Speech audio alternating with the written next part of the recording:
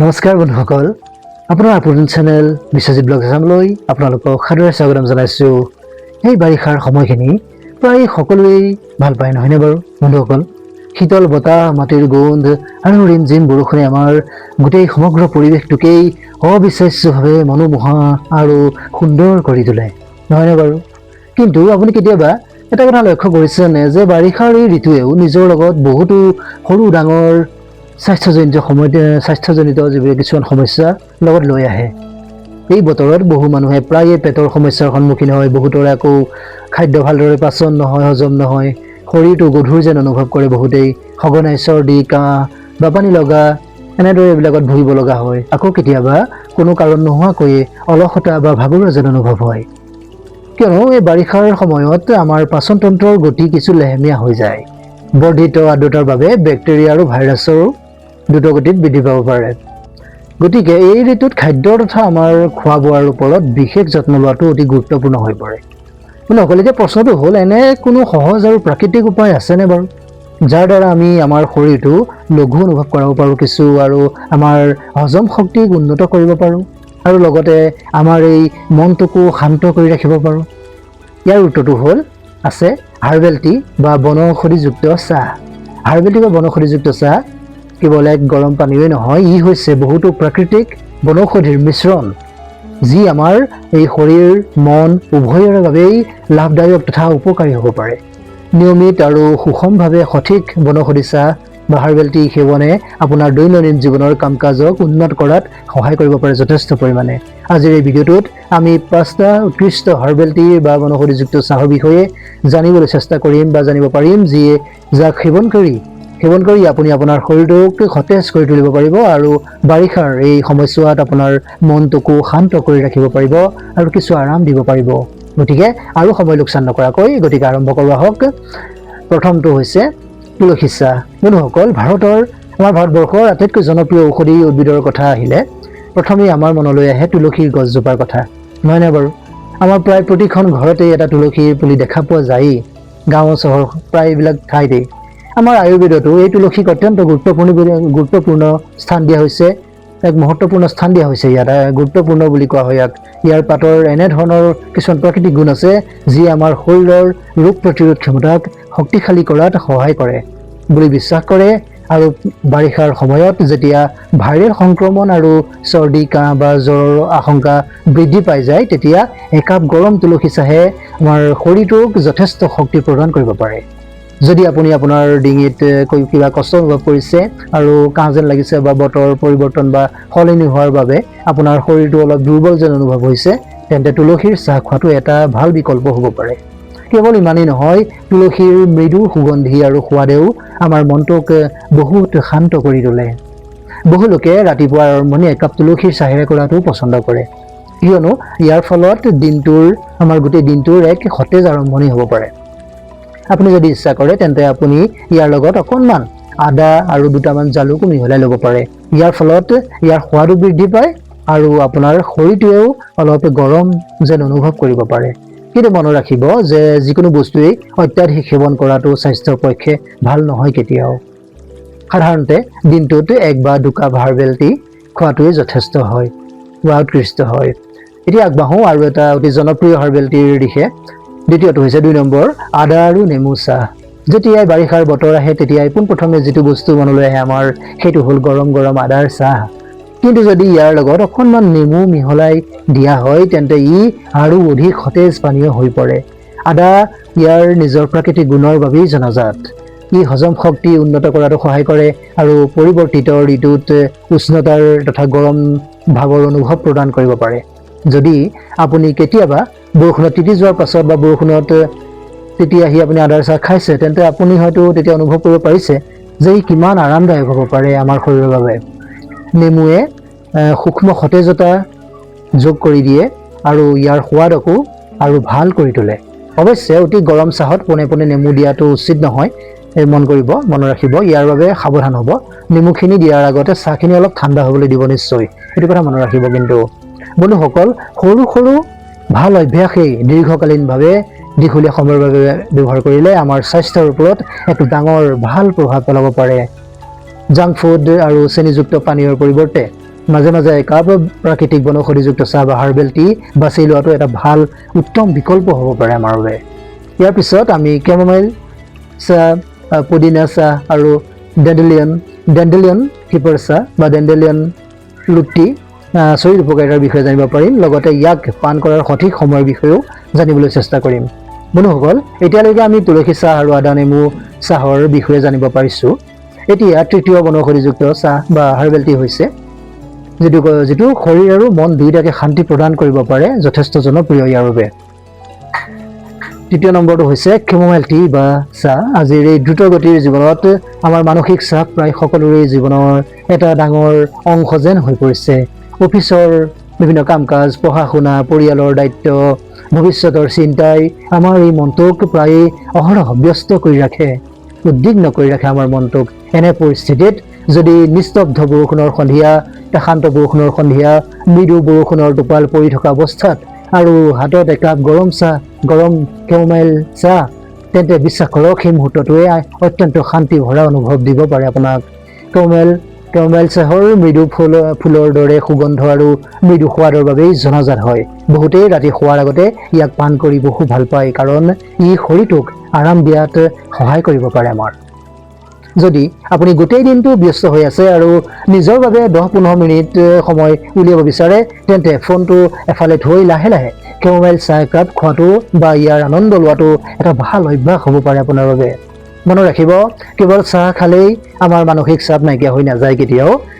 কিন্তু যদি আপুনি ইয়াৰ লগতে কিছু গভীৰ উশাহ নিশাহ লোৱাৰ অভ্যাস, অলপ ধ্যান কৰাৰ অভ্যাস আৰু পৰ্যাপ্ত পৰিমাণৰ টোপনিও সংযুক্ত কৰি দিয়ে, তেন্তে আপুনি আৰু ভাল অনুভৱ কৰিব পাৰিব। এটা সহজ উদাহৰণ দিওঁ আপোনাক। আপুনি ধৰি লওক, ৰাহুল নামৰ এজন ল'ৰা আছিলে বা ব্যক্তি আছিলে, যি অফিচত দিনটো কাম কাজ কৰি ঘৰলৈ উভতি আহে। ঘৰলৈ উভতি আহি তেওঁ লগে লগে মোবাইলটো চোৱাৰ সলনি 10 মিনিট সময় মনে মনে বহে আৰু কেমোমাইল চাহ একাপ খায়। কেমোমাইল চাহৰ সোৱাদ লয় মনে মনে বহি অলপ। এনেদৰেই এই সময়ছোৱাত তেওঁ টিভি বা ফোনটোৰ পৰা আঁতৰি থাকি কেৱল নিজৰ মনটোক শান্ত কৰিবলৈ চেষ্টা কৰে। কিছুদিনৰ ভিতৰতে তেওঁ অনুভৱ কৰে যে তেওঁৰ সন্ধিয়াবোৰ আগৰ তুলনাত অধিক শান্তিপূৰ্ণ আৰু আৰামদায়ক হৈ পৰিছে। এইটোৱেই হৈছে সৰু সৰু ভাল অভ্যাসৰ এক শক্তি ডাঙৰ। চতুৰ্থটো হৈছে পুদিনাৰ চাহ, পুদিনাৰ হাৰ্বেল টি। এতিয়া পুদিনাৰ চাহ অৰ্থাৎ পেপাৰমিণ্ট টিৰ কথা কওঁ। পুদিনাৰ নামটো শুনাৰ লগে লগেই প্ৰথমে সতেজতাৰ অনুভৱ হয় আমাৰ মনত। ইয়াৰ প্ৰাকৃতিক সোৱাদ আৰু সুগন্ধিয়ে মনটোক নিমিষতেই সতেজ কৰি তোলে, নহয়নে বাৰু? বাৰিষাৰ এই সময়ছোৱাত মানুহে প্ৰায় পেটৰ গেছ, বদহজম, পেটৰ ফুলাৰ দৰে আৰু সমস্যাসমূহৰ সন্মুখীন হ'ব লগা হয়, প্ৰায় সকলোৰে হয়। এনে সময়ত আপুনি অলপ গৰম পুদিনা চাহ খোৱাটো বহুতৰে বাবে আৰামদায়ক হ'ব পাৰে। যদি আপুনি গোটেই দিনটোৰ ব্যস্ততা তথা দিনটো কাম কৰি কৰি ভাগৰি পৰিছে বা বাহিৰৰ এই আৰ্দ্ৰতা আৰু গৰমৰ বাবে আপোনাৰ অশান্তি অনুভৱ হৈছে, তেন্তে সন্ধিয়াৰ ভাগত একাপ পুদিনা চাহ খালে আপোনাৰ মন মেজাজ, মন মগজু, মানসিক পৰিস্থিতিৰ বহু পৰিমাণে উন্নত হৈ উঠিব পাৰে। আপুনি উপলব্ধি কৰিব পাৰিব কিমান ভাল লাগিব আপোনাৰ। ইয়াৰ সুগন্ধি অতি সতেজতা ভৰা হয়, যাৰ বাবে বহু লোকেই ইয়াক নিজৰ দৈনন্দিন ৱেলনেছ ৰুটিন বা সুস্থতা ৰুটিনৰ এটা অংশ কৰি লৈছে। আন এটা উদাহৰণ লওক। কল্পনা কৰকচোন আপুনি বাহিৰত একেৰাহে ধাৰাসাৰ, এতিয়া অৱশ্যে বৰষুণ দি আছে দেই বন্ধুসকল, ধাৰাসাৰ একেৰাহে বৰষুণ দি আছে। আপুনি এইমাত্ৰ গৰম গৰম চাহ আহাৰ খাই উঠিছে, গৰম গৰম, আৰু তাৰপিছত আপোনাৰ পেটটো অলপ গধুৰ যেন অনুভৱ হৈছে। এনে সময়ত যদি আপুনি পাতলকৈ পুদিনাৰ চাহ একাপ খাই কিছু সময় জিৰণি লৈ লয়, তেতিয়া আপোনাৰ শৰীৰটো আগতকৈ বহু বেছি লঘু যেন অনুভৱ কৰাত সহায় কৰিব পাৰে। কিন্তু যদি আপোনাৰ কোনো চিকিৎসাজনিত সমস্যা আছে বা আপোনাৰ চিকিৎসকে আপোনাক কোনো বিশেষ পৰামৰ্শ দি থৈছে, কিবা গাইডলাইনছ আছে, তেন্তে সেই পৰামৰ্শ মানি চলাটোৱেই উত্তম হ'ব। তাৰপাছত বন্ধুসকল, 5 নম্বৰটো হৈছে ডেণ্ডেলিয়ন ৰুট টি। এতিয়া আহোঁ আমাৰ শেষৰটো কিন্তু অতি বিশেষ হাৰ্বেল টি বা বনৌষধি চাহটোলৈ। ভাৰতত ডেণ্ডেলিয়ন ৰুট টিৰ নাম বৰ্তমান ইমান প্ৰচলিত বা জনাজাত হোৱা নাই, যদিও বিশ্বৰ বহু দেশতেই ই বহু জনপ্ৰিয় আৰু পচন্দৰ হয়। বহু লোকে ইয়াক পচন্দ কৰে। ইয়াক প্ৰায়েই নেচাৰেল ৱেলনেছ বা প্ৰাকৃতিক সুস্থতাৰ ৰুটিনৰ অংশ বুলি গণ্য কৰা হয়। বহু লোকে ইয়াক নিজৰ সুষম খাদ্য আৰু স্বাস্থ্যসন্মত জীৱনশৈলীত অন্তৰ্ভুক্ত কৰি লৈছে। যদি আপুনি ইয়াৰ নাম প্ৰথমবাৰৰ বাবে শুনিছে, তেন্তে ইয়াৰ বাবে আপুনি কোনো চিন্তা কৰিব নালাগে, কিয়নো আজিৰ দিনত অনলাইন মাৰ্কেট আৰু বহু হেল্থ ষ্ট'ৰ বা দোকানত ই সহজতে উপলব্ধ হয়। কিন্তু যিকোনো নতুন হাৰ্বেল টি বা বনৌষধিযুক্ত চাহ আপোনাৰ দৈনন্দিন ৰুটিনত অন্তৰ্ভুক্ত কৰাৰ আগতে ইয়াৰ বিষয়ে জানি বুজি লোৱাটো আৰু প্ৰয়োজন হ'লে কোনো স্বাস্থ্য বিশেষজ্ঞৰ পৰামৰ্শ লোৱাটো সদায় এটা বুদ্ধিমানৰ কাম হ'ব। এইটো মনত ৰাখিব, এনে কৰি ল'ব নিশ্চয়। হাৰ্বেল টি বা বনৌষধি চাহ খোৱাৰ সঠিক সময়। বন্ধুসকল, এটা হাৰ্বেল টি বাছি ল'লেই নহ'ব, সঠিক সময়ত ইয়াক পান কৰাটো সমানেই গুৰুত্বপূৰ্ণ হৈ পৰে। যদি আপুনি ৰাতিপুৱা লঘুজেন আৰু সতেজ অনুভৱ কৰিব বিচাৰে তেন্তে তুলসী বা আদাৰ চাহ এটা ভাল বিকল্প হ'ব পাৰে। যদি আপুনি গোটেই দিনটোৰ ব্যস্ততা তথা কাম কাজ কৰাৰ পিছত ভাগৰুৱা যেন অনুভৱ কৰিছে তেন্তে সন্ধিয়া সময়ত একাপ পুদিনাৰ চাহ খোৱাটো বহুত ভাল হ'ব। আৰু যদি আপুনি ৰাতি মনটো শান্ত কৰি ভাল টোপনিৰ বাবে সাজু হ'ব বিচাৰিছে তেন্তে এই সময়ছোৱাত কেমোমাইল টি বহু লোকৰেই প্ৰিয় হয় এই সময়ছোৱাত। কিন্তু মনত ৰাখিব, প্ৰতিজন মানুহৰে শৰীৰ বেলেগ বেলেগ হয় যিহেতু, গতিকে শৰীৰৰ প্ৰয়োজন আৰু সহনশীলতা অনুসৰিহে কোনো গোসাঁই এটা হাৰ্বেল টি সেৱন কৰিব। হাৰ্বেল টি খাওঁতে মনত ৰাখিব লগা কিছুমান গুৰুত্বপূৰ্ণ কথা হৈছে, প্ৰথম কথা হ'ল কেতিয়াও অত্যাধিক পৰিমাণে হাৰ্বেল টি নাখাব। দ্বিতীয়তে, যদি আপুনি নিয়মিতভাৱে কোনো ধৰণৰ ঔষধ খাই আছে বা আপুনি গৰ্ভৱতী মহিলা হয় বা কোনো গুৰুতৰ ৰোগত ভুগি আছে আপুনি, তেন্তে যিকোনো নতুন হাৰ্বেল টি বা বনৌষধি চাহ খাবলৈ আৰম্ভ কৰাৰ আগতে আপোনাৰ চিকিৎসকৰ পৰামৰ্শ নিশ্চয় কৰি ল'ব। তৃতীয়টো কথা হ'ল কেৱল এই হাৰ্বেল টিৰ ওপৰতে নিৰ্ভৰ নকৰিব কেতিয়াও। ইয়াৰ লগতে আপোনাৰ সুষম খাদ্য, নিয়মিত খাদ্য, পৰ্যাপ্ত পৰিমাণে পানী, ভাল টোপনি, নিয়মিত ব্যায়াম কৰা আদিও সমানে গুৰুত্বপূৰ্ণ হয়।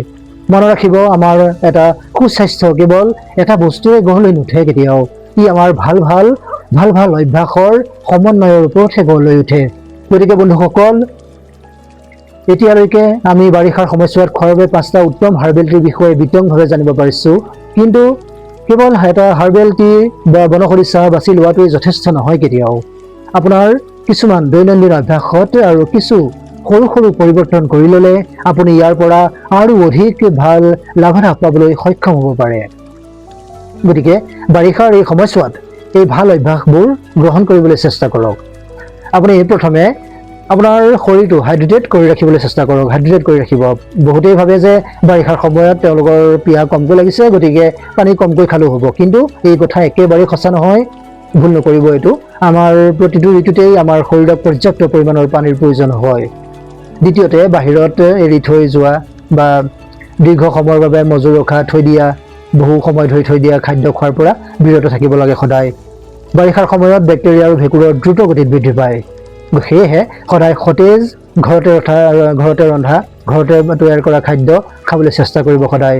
তৃতীয়তে, প্ৰতিদিনে কমেও 20ৰ পৰা 30 মিনিট লঘু ব্যায়াম, কিছু এক্সাৰচাইজ, যোগাসন বা কিছু খোজ কঢ়াৰ অভ্যাস গঢ়ি তুলিবলৈ চেষ্টা কৰক।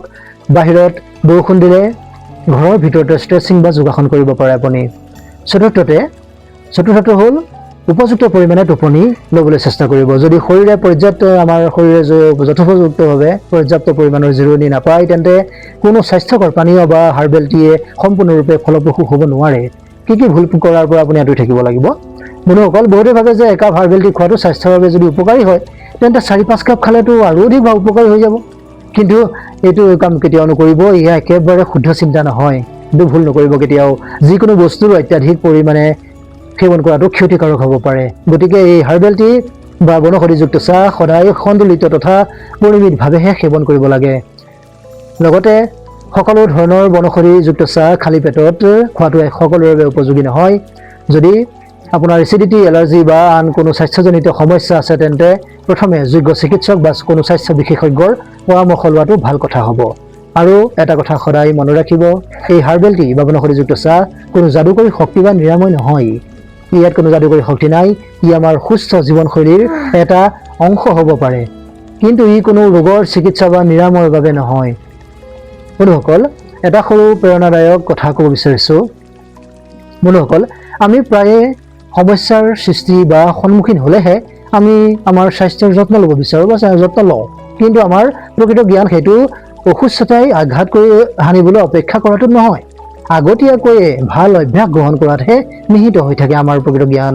কল্পনা কৰকচোন, যদি আপুনি প্ৰতিদিনে মাত্ৰ 10 মিনিট নিজৰ বাবে সময় উলিয়াই লয়, গৰম হাৰ্বেল টি একাপ লৈ শান্তিৰে কিছু সময় বহে, অলপ সময়ৰ বাবে মোবাইলটো নিজৰ পৰা আঁতৰত ৰাখে, দীঘলকৈ গভীৰভাৱে কিছু উশাহ লয় আৰু আপোনাৰ মনটোক অলপ জিৰণি দিয়ে, তেতিয়া হয়তো আপোনাৰ গোটেই দিনটো আগৰ তুলনাত আৰু ভাল লাগিব।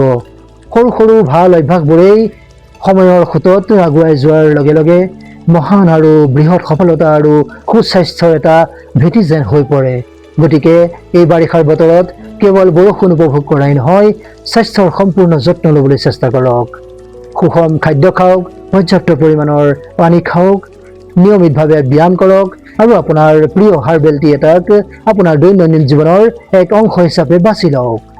হ'ব পাৰে আপোনাৰ প্ৰথমতে আপোনাৰ এয়া মাথো এক সৰু পৰিৱৰ্তন যেন লাগিব পাৰে, কিন্তু দীৰ্ঘকালীনভাৱে আগবাঢ়ি যোৱাৰ লগে লগে এই সৰু অভ্যাসেই আপোনাৰ স্বাস্থ্য আৰু মানসিক শান্তিৰ ক্ষেত্ৰত এক ডাঙৰ পৰিৱৰ্তন আনিবলৈ সক্ষম হ'ব পাৰে। আশা কৰোঁ আজিৰ তথ্যখিনি আপোনালোকে নিশ্চয় ভাল পাইছে আৰু ইয়াৰ পৰা নতুন কিবা এটা নিশ্চয় শিকিবলৈ পালে।